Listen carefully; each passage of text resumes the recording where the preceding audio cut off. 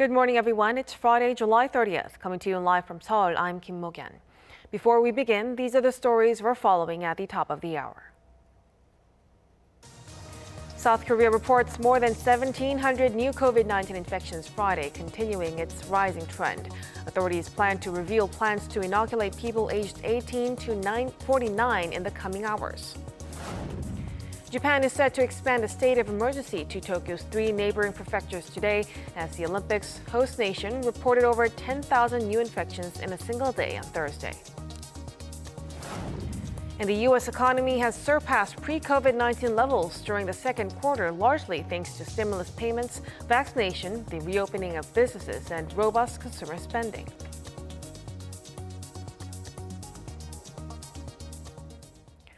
Our top story this morning, South Korea's vaccination drive is expected to go into full swing with the government set to announce inoculation plans for those aged 18 to 49 on Friday. Slated for late August, this plan will make some 17 million more people eligible for a shot. Around 71 million doses of vaccines will arrive in South Korea from August to September, enough for the government's current vaccination drive to go as planned, with 70% of the population receiving at least one dose by September. The country so far has given at least one dose to around 36% of its population. Further details of the reservation schedule and instructions will be given during the briefing at 2:10 p.m. South Korea on Friday reported 1,710 new COVID-19 cases. The daily number of cases has stayed above the 1,000 mark for over 3 weeks and has been hitting all-time highs every week. Health authorities are concerned over cluster infections at major attractions and beaches during the summer vacation season. Currently, the highest level 4 social distancing measures are enforced in the capital area and level 3 in other parts of the nation. The government is to observe the situation until next week before deciding whether to readjust the level. Japanese health authorities are set to expand the state of emergency to Tokyo's 3 neighboring prefectures today, as the Olympics host nation has been setting record-high COVID-19 cases for 3 consecutive days. Our Kim Hyo-sun with the details. Japan reported over 10,000 COVID-19 cases in a single day for the first time on Thursday, breaking the daily record for the 3rd consecutive day. According to its public broadcaster NHK, the daily tally stood at nearly 10,700 as of 6 p.m. Thursday, raising the country's accumulated caseload to over 904,000. Tokyo, the host city of the 2020 Olympics, reported more than 3,800 cases, also a record daily tally for the city. Tokyo governor addressed the situation, saying the city's COVID-19 infection rates and medical care provision system are both facing a, quote, extremely severe situation. She further stressed that people need to minimize interaction. This highly infectious Delta strain is progressing, and to reduce the number of new cases, we talked about how it is necessary to further reduce the movement of people, aiming for the same number as at the same time of the previous state of emergency declaration. Alarmed by the surge in cases, the Japanese government is poised to extend and expand the scope of the state of emergency. It's likely to announce Friday the expansion of the state of emergency to Tokyo's 3 neighboring prefectures, Saitama, Chiba, and Kanagawa, as well as Osaka, to try and further contain the spread. It's also mulling over extending the state of emergency for Tokyo and Okinawa beyond the deadline of August 22nd. The latest surge is also increasing public concerns over the possibility of the Games worsening the outbreak, especially as 24 more people at the Olympics were confirmed to have contracted the virus on Thursday.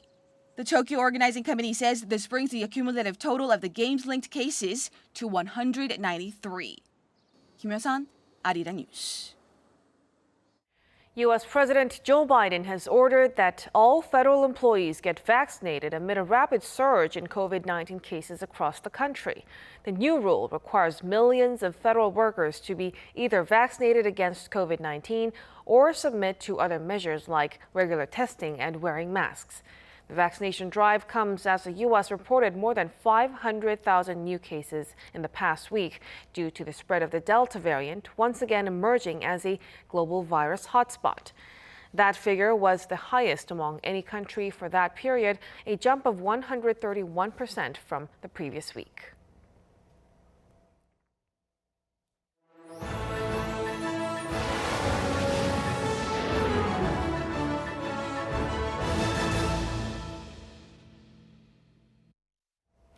Let's now hear more about the Tokyo 2020 Olympics, as Friday's events are well underway.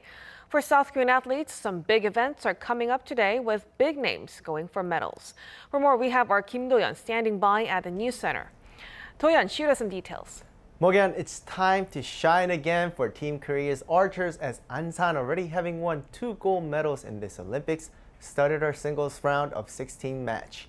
Following on from taking gold in the women's team and mixed double events, a win here will mean triumph in all 3 competitions for the first time in the history of Olympics archery. Her teammate in the women's team, Kang Chae-young, will soon follow in the competition, shooting off just minutes later. South Korea is gunning for all 5 possible golds in archery, with the men's singles still going on as well. Another event where Team Korea are strong, fencing, kicks off again with the men's epee team beginning their quest for a medal in a quarterfinal against Switzerland around noon. None of the members on the team were able to get a medal in the individual competition, so this is their opportunity to shine. However, as the men's saber team won gold on Wednesday and the women's epee team got silver the day before, maybe some good luck has rubbed off on the team. The epee team includes the 2016 Rio individual champion Park Sang-young and are ranked 5th in the world, indicating the men will need to be at their best to take home medal. Now let's take a look at some of the key moments for the Taeguk Warriors on Thursday, including a silver medal in the men's judo event and yet another shocking upset achieved in badminton.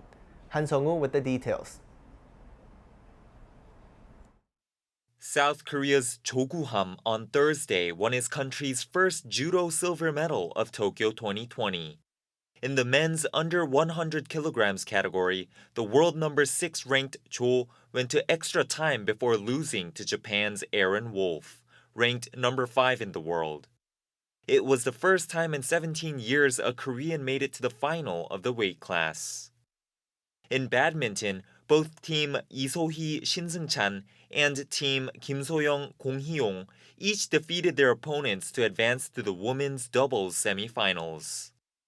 Kim and Kong in particular beating the world number 2 ranked pair from Japan.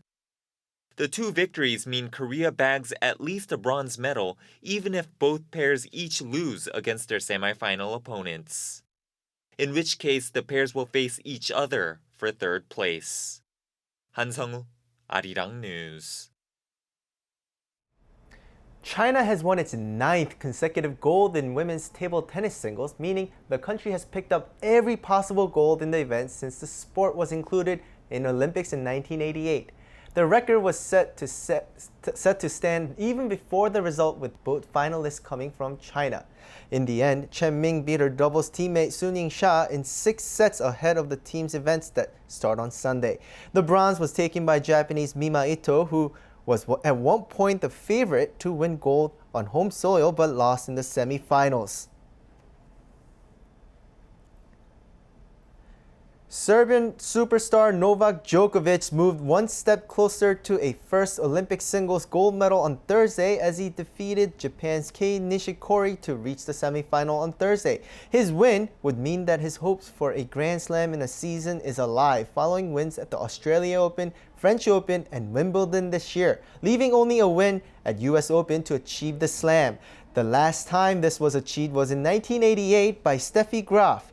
In the meantime, the starting time for tennis matches has been moved to 3 p.m. from 11 a.m. as many tennis players complain about the extreme heat. There was an instance of a tennis player withdrawing from a match due to heat stroke. So far, South Korea has won a gold, a silver, and a bronze in fencing, grabbing national attention yet again for the fans who couldn't afford to blink with the sheer pace of the event. In the past, fencing was used in military training, with competitors aiming to draw first blood to win. Even now, as a sport, it remains aggressive and combative. But how do fencers stay safe Lee Kyung-eun sheds light on the intricacies of the protective gear. I'm at a fencing club to answer all the questions we've been having. Can we see through the mask? And how thick is the suit? And does it actually hurt when hit by the sword? But before going into all that, let's be clear. The blade is actually very sharp. It's like a real knife, and I can easily cut bread or a peach. That's why fencers wear the protective gear that covers the full body. The first part is the mask, which is made of strong, tightly woven metal mesh. It can withstand an incredible force, and there's a bib made from bulletproof material to protect the neck. So I have a mask here. Let me put it on.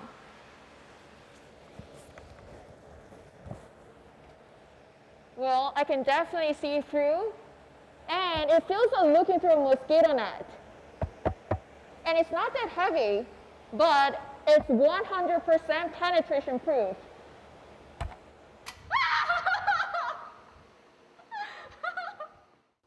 Now, onto the protective suit. It's made from fabric that's tougher than steel and can withstand up to 80 kilograms of pressure before being punctured.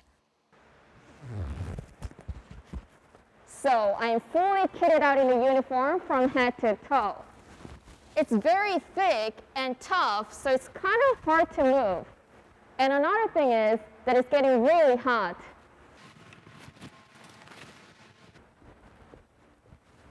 Now, let's find out if it still hurts even with all this gear on. Each type of fencing has a different target zone. Foil, only the front or back torso. Saber, the whole upper body. Epee, anywhere on the body. So it was my first time being hit by fencing sword. Well, it doesn't hurt, but I could still feel the pressure. And I knew I was safe, but I was still very scared. All I can say is respect to all the athletes out there. Lee Kyung-eun, Arirang News. Finally, let's take a look at where countries stand in the medal rankings, as well as some of the exciting events to watch out for throughout the day. I'll be back with more in a later newscast.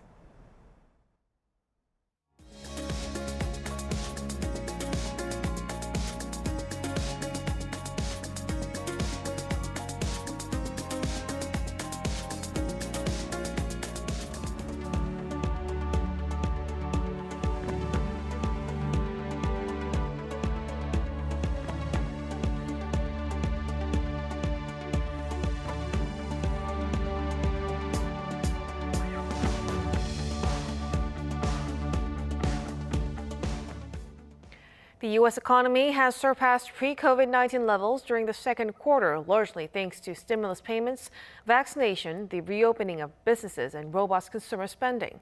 However, experts say despite being strong, the level of growth is disappointing. Ji-young with the details. The U.S. economy grew during the April to June period, showing signs of erasing its pandemic-era decline. According to the U.S. Commerce Department on Thursday, the country's gross domestic product, which is a measure of all goods and services, accelerated at an annualized rate of 6.5% in the second quarter. This is slight improvement from the 6.3% gain during the first quarter, and it also marked the strongest of any quarter since 2003. This was thanks to large stimulus, vaccination, and the reopening of businesses.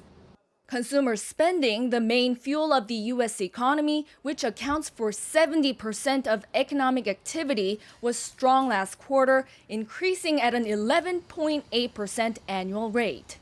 However, many experts say economic output grew at a rather disappointing rate. While the total size of the economy has now surpassed the pre-pandemic level for the first time since the outbreak, it fell well below a Dow Jones estimate of 8.4% growth on an annualized basis. Also, economists surveyed by Bloomberg forecasted economic output to increase at a rate of 8.5% through the second quarter. The weakest components of the second quarter report were bottlenecks in production and firms not being able to keep merchandise stocked.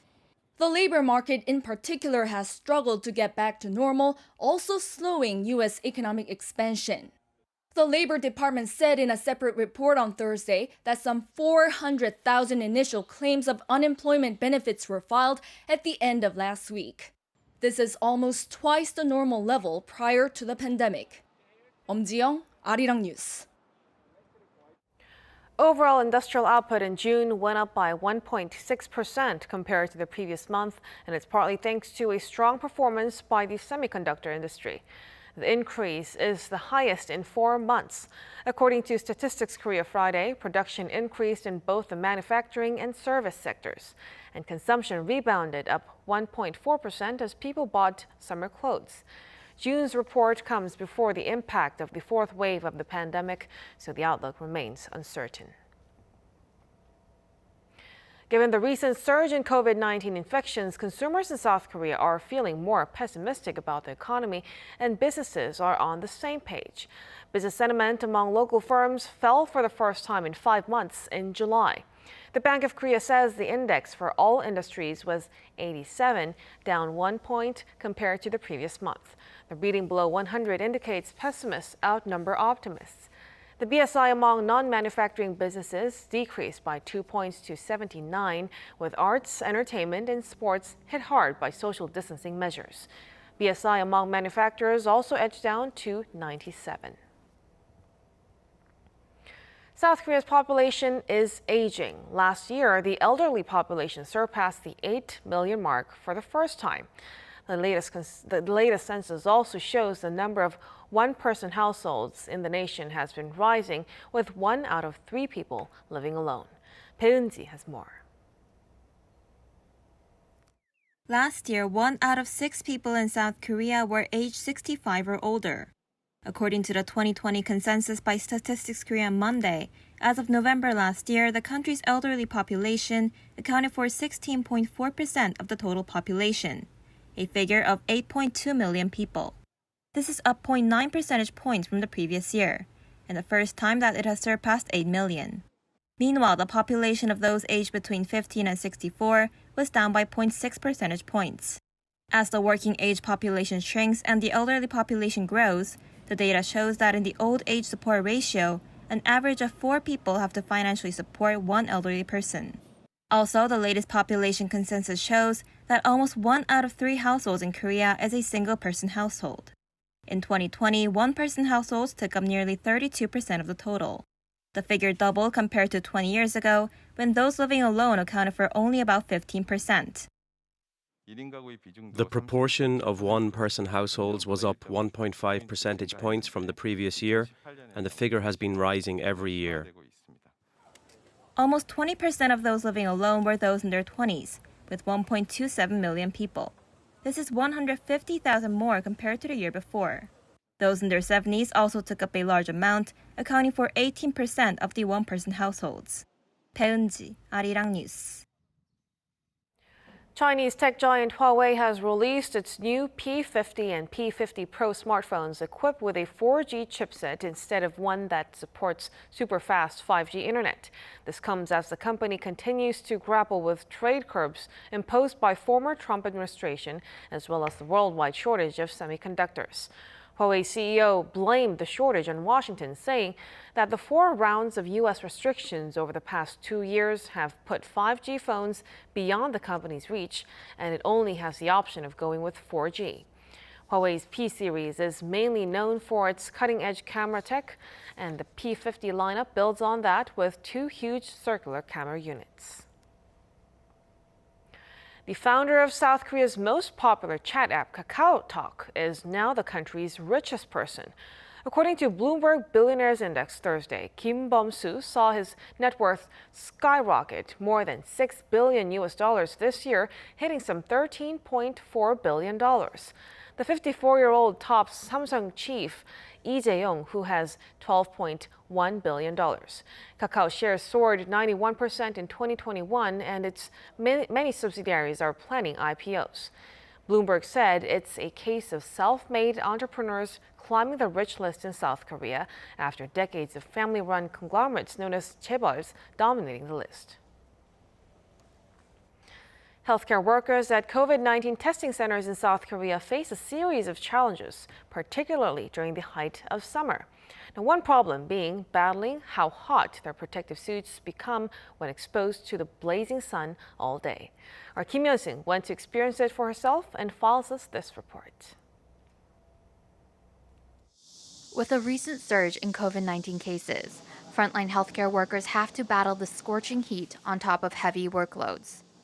The staff at testing centers have to wear full body suits that are designed for protection against the virus, not for comfort. 7시간은 3분이서 나눠서 하시니까 2시간 정도 지금 하신다고 생각하세요. 7시간을 3분이서요? 네, 3분이서 하시는데 여기는 그런데 삼덕공원은 2분이서 하루 종일 하시거든요. 7시간을요? 네. At this center, healthcare workers burn through between 400 and 1,000 tests a day. When it's cold, the suit lets in all the cold air. But when it's hot, the suit traps in all the warm air and the heat, and it gets really sweaty inside.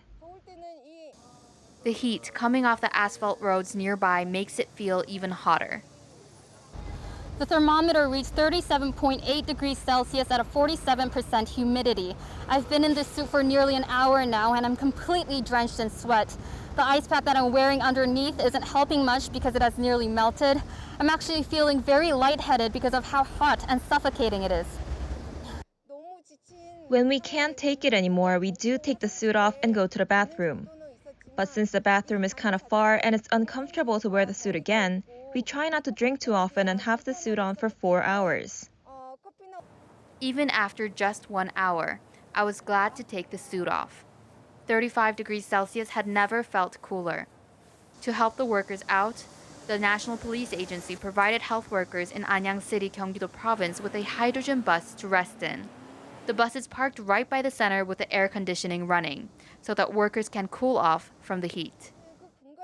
I haven't had time to sit and rest there properly yet, but it really helps to know that we have a place like that, and I'm really grateful that they have provided us with such a place. Other testing centers have also brought in buses to cool their workers, but until cases start to fall, they will have little time to rest. Kim Yeon-sung, Arirang News.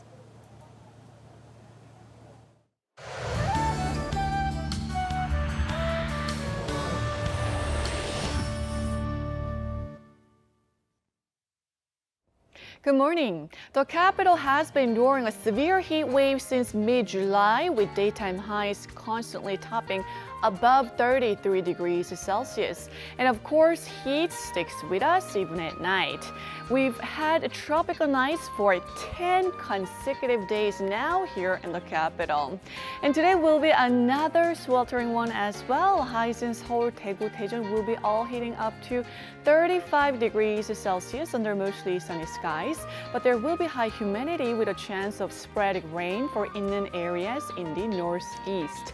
Then rain will start on Jeju from this evening, which will spread nationwide by Saturday. Eastern regions will see rain of up to 50 millimeters, while the west will get 5 to 30 millimeters. And for now, Seoul is forecast to get showers before lunchtime tomorrow with a moderate amount in store. But the rain will not give us that much relief from the heat. But temperatures will go down a few notches compared to this week. That's Korea for you, and here's a look at the weather conditions around the world.